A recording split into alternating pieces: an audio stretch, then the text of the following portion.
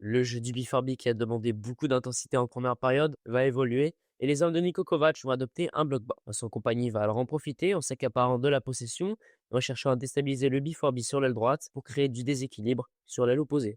Dans une logique relationniste, le positionnement n'aura plus vraiment d'importance et le Bayern va surtout venir densifier les zones de jeu pour pouvoir derrière en libérer d'autres. Ici, les Bavarois se retrouvent très denses sur le côté droit.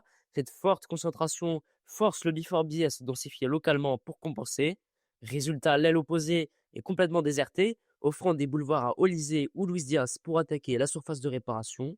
On retrouve le même principe défensivement, il n'y a plus de positionnement réellement fixe, mais plus du jeu spontané. Kane, avançante, se retrouve dernier défenseur.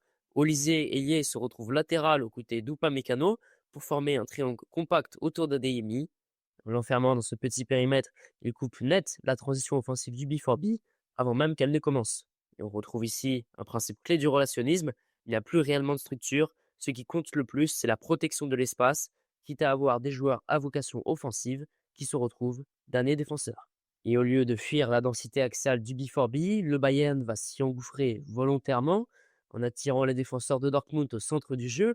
Ils vont se créer de l'espace sur les ailes, ce qui va ici permettre de libérer Leimer sur l'aile avec un temps d'avance crucial.